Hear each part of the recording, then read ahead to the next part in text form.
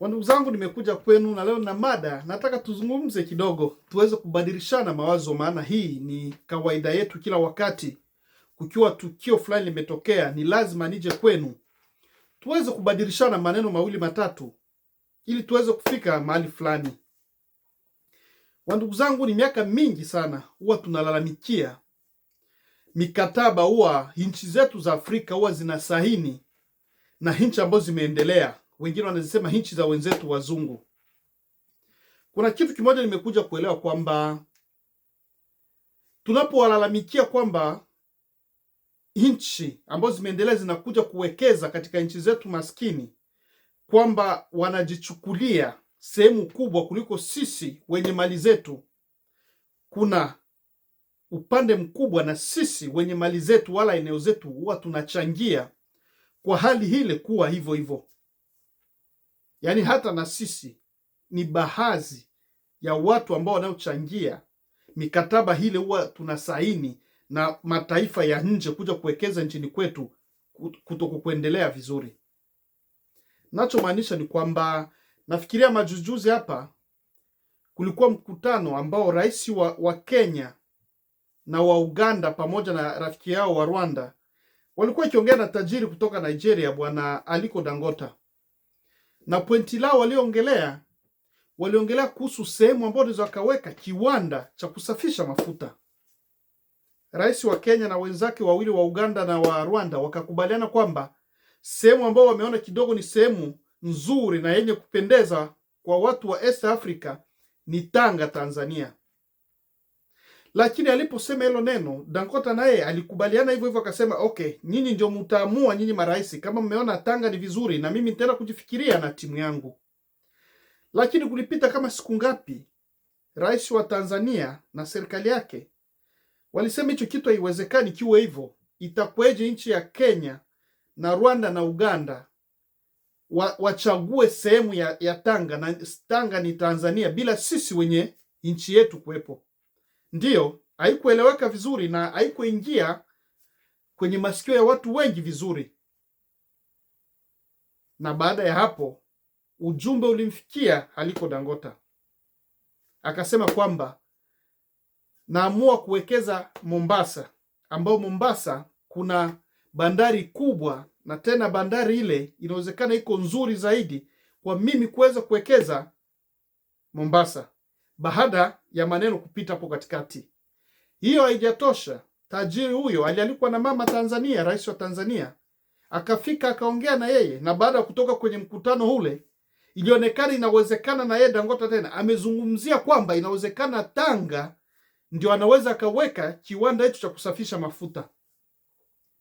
Fikiria uone jinsi maneno yamepita hapa. Marais watatu wale walikuwa wamechagua Tanga, lakini Tanga ni sehemu ya Tanzania.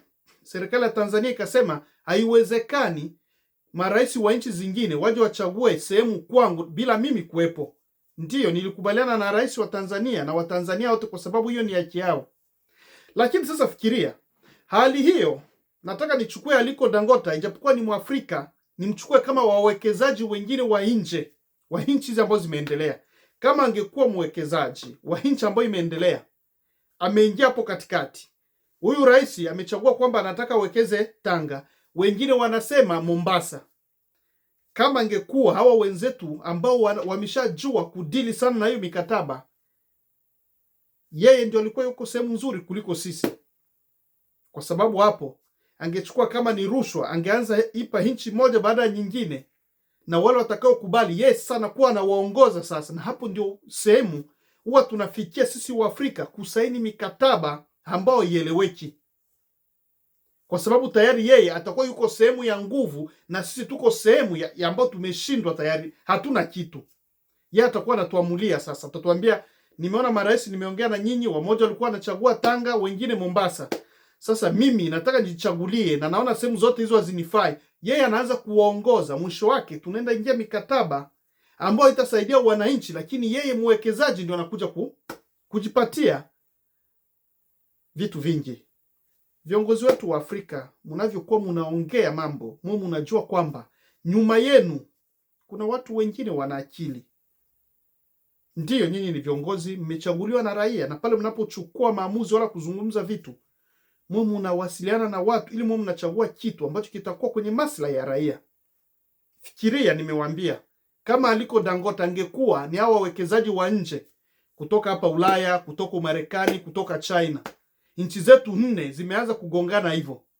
Yeye sasa angekuwa upande mzuri, anasema okay, hawa Waafrika ndio gisi wako hivi, ngoja sasa mimi niwapelekeshe. Sasa angekuja Tanzania kwa mama, anakuja kusema nitawekeza hapa na nataka unipe 80%.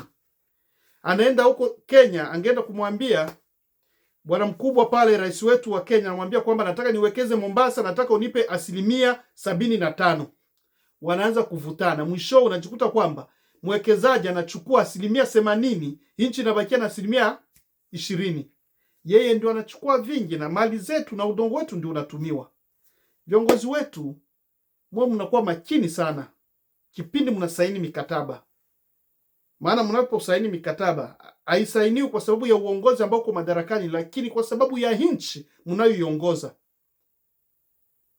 Unaweza ukawa rais leo na muda wako ukiisha ukiondoka, lakini kama umesaini mikataba ya miaka mingi, inabakia kwa wale wengine wanaokuja baada ya wewe, na raia ya nchi hiyo inaweza kuhangaika kwa sababu ya kile kitu wewe umeacha umekitengeneza.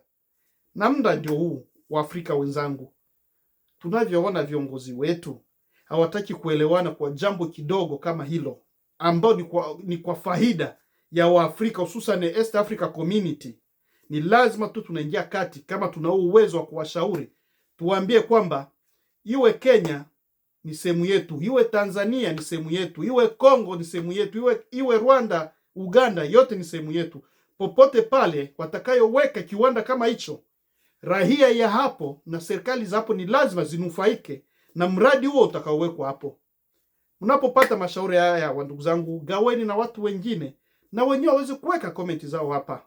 Asante sana, ili tusije siku moja kuzurumiwa na hao ambao wametuzurumu miaka mingi sana kwenye mikataba ya ovyo ovyo aliyosema hayati Magufuli.